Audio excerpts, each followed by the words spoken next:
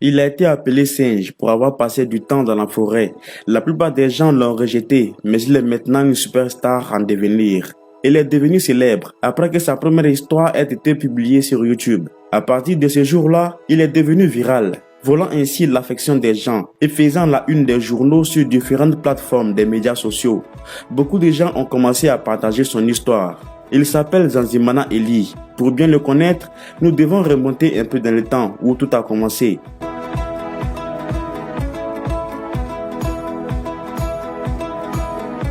Tout a commencé dans les années 90, lorsque sa mère venait de se marier. Malheureusement, chaque fois qu'elle faisait un enfant, celui-ci mourait après. Cela s'est produit non pas une fois ou deux, mais 4 fois, jusqu'au jour où elle s'est mise à genoux, priant Dieu de lui donner un enfant, ne serait-ce qu'un seul, même si celui-ci devrait être handicapé.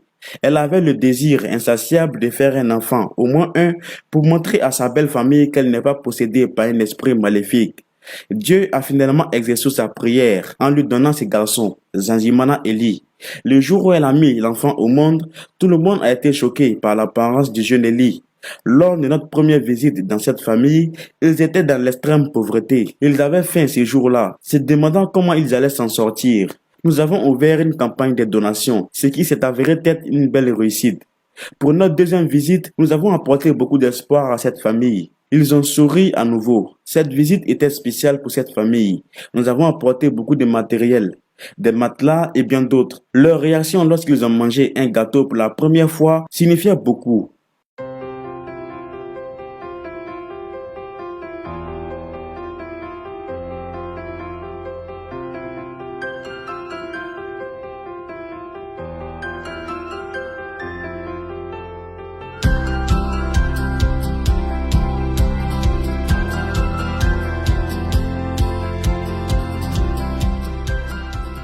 Ensuite, le garçon est allé rendre visite à d'autres enfants qui sont également victimes d'intimidation. Tout le monde a vu qu'il avait besoin d'être à l'école. C'était prometteur. Il a pu commencer à développer d'autres connaissances de la vie, outre que celles qu'il avait connues dans la forêt.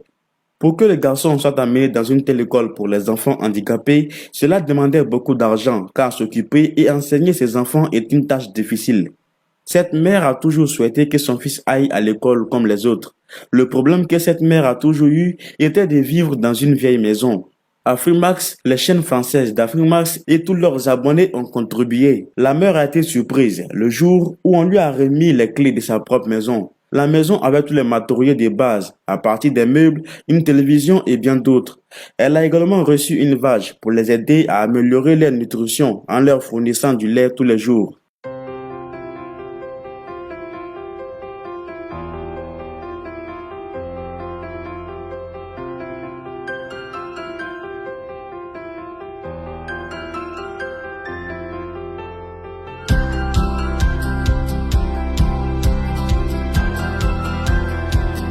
Aujourd'hui, nous sommes revenus voir notre vieil ami, mais c'est un jour spécial pour le garçon. Et pour qu'il se sente spécial, nous lui avons apporté un costume. Depuis qu'il est né, c'est la première fois qu'il en voit. Il n'arrivait pas à croire que c'était lui qui portait un si beau costume. Nous amenons Eli à l'école, car c'est ce que la mère a toujours voulu, apprendre comme les autres personnes normales.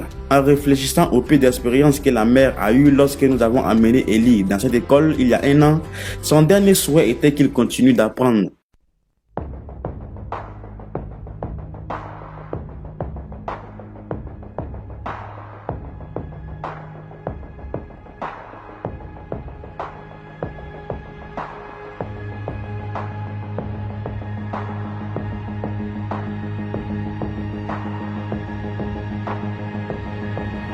Nous nous sommes arrêtés en cours de route et laissé Eli saluer ses fans.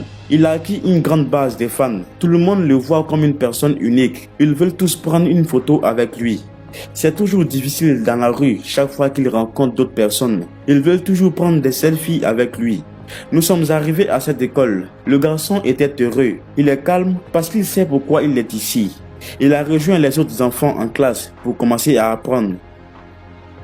Le coordinateur du programme des cours dit que l'une des plus grandes missions est d'être la voix des sans-voix. Cela signifie accueillir les parents et enseigner de tels enfants que la société a toujours rejetés. Cette école n'est pas un internat. Ellie doit trouver un endroit pas trop loin de l'école où rester et venir suivre les cours chaque jour. Nous lui avons loué une maison. Il vivra ici avec sa sœur. Il viendra à l'école à partir de 7 h du matin jusqu'au soir.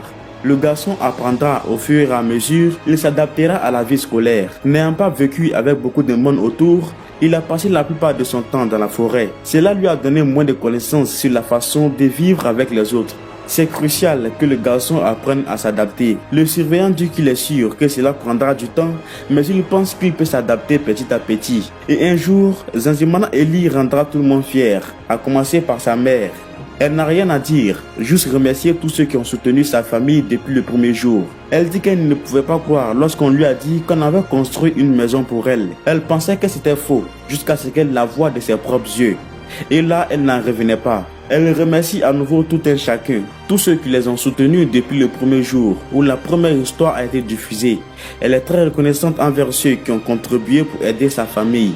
Elle est sûre que dans un certain temps, Ellie aura acquis des compétences et sera respectée. Et ceux qui ont toujours intimidé le garçon auront honte de ce qu'ils ont fait. Pour ceux qui n'ont pas encore eu l'occasion de soutenir Ellie et sa mère, vous pouvez toujours le faire grâce au lien qui se trouve dans la description de cette vidéo et un commentaire épinglé.